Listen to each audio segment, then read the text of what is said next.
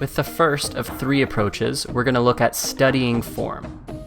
So for this, you're going to use one silent MIDI track to mark the sections, and then you'll label each region with the section name.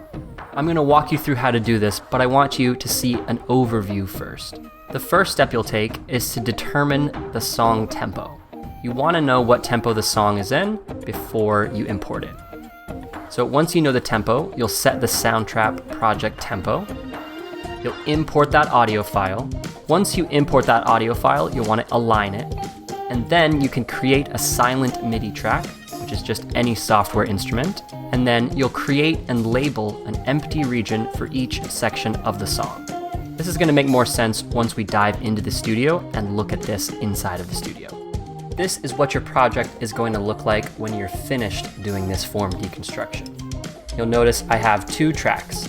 I have the track with my audio file, the song that I'm deconstructing and eventually transcribing.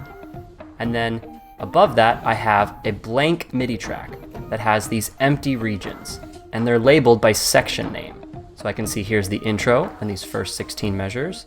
And then I go to the verse 1, interlude, verse 2, pre-chorus, chorus, and so on. Each region in yellow shows the different sections of the song. So now let's look at a blank project to show you how I got here. So obviously when you're doing this for the first time, you're starting with a blank project. Remember, the first step is to determine the tempo of your song. I know that my song is at 140. You can either use a metronome and tap the tempo, or you can look it up if it's a piece that you know, or you can use Soundtrap's tap tempo feature when you've dropped the song in, or if you play the song on another device, you can tap along with the song and Soundtrap will tell you what tempo that is. So I know that mine's at 140, so I'm going to type in 140, and now I'm ready to import my song. So I'll just go to import file and import my song.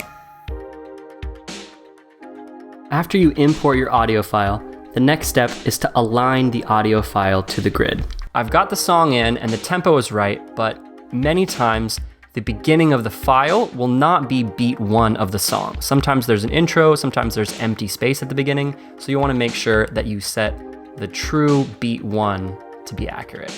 So it looks like this is beat 1 right here. I know that there's a little bit of an intro and some empty space, so I'm going to chop this right here. So I do Command E, and that cuts that off.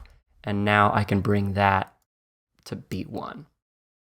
And just to be sure, I'm going to listen at maybe measure 9 and see indeed if my beat 1 is correct. And I'm going to put the metronome on to listen and make sure that it's correct.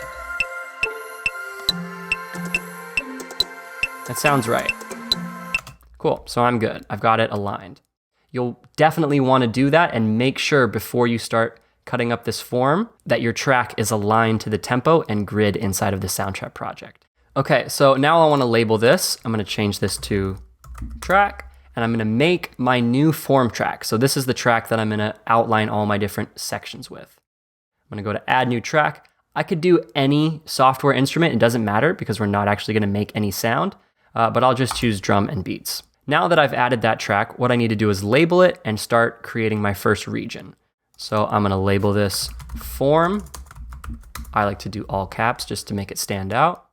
And then I'm going to click right here and create a new region. Again, it doesn't actually matter what the instrument is. It just matters that I have a MIDI track where I can do a blank region. I'm going to extend this, and I'm going to guess that the first section is 8 measures long. So I'm going to set that right here, and I'm going to listen to the first 8 measures and see if indeed the first section is 8 measures long.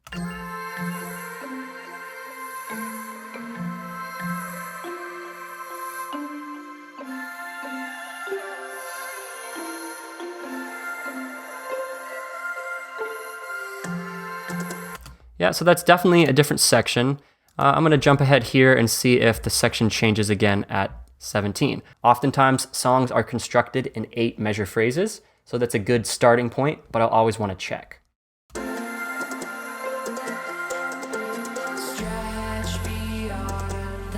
Cool, so the words come in there and the voice comes in, so I'm going to consider that to be the verse. So I can, again, go and say create region, and I can create new regions on both of these sections. I need to zoom in order to be able to grab it, and we'll go like this. I can also just copy this region if I haven't done so already, and paste it there. But before I go any further, I want to make sure I label these sections. So this is the key point here, is we want to label these sections. So I'm going to go to Edit, Edit Name, and I'm going to call this first one Intro. And actually, I would consider this to still be the intro, so I'm going to change this and say that the intro is really 16 measures long. And then the next section here, starting at measure 17, is the verse. So I'll go to that region, click Edit, Edit Name, and I'm going to label this Verse 1.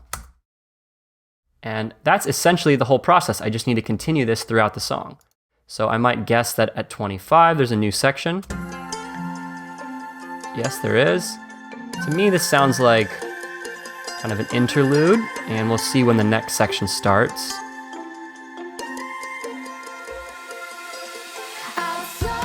Cool, so there's more words there, so I'm going to consider that the verse. So I'm going to add a new region. I'm just going to copy this one because I know it's the same length, and I'll change the name. So this is an interlude. And then here is a verse. So I'm going to again paste that and edit name, verse 2. And let's see if, I want to know, is this verse the same length or is it longer? So I'm going to listen right here.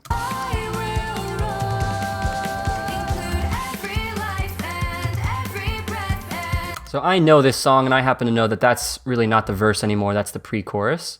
So I'm going to add a new region there. And I'm going to edit that and label it pre-chorus. And let's see what happens here after this. Definitely a section change, so that I happen to know is the chorus, and I happen to know it's twice as long. If I didn't know that, I would just listen and see, does it change after a certain amount of time. So I'm going to label this chorus 1.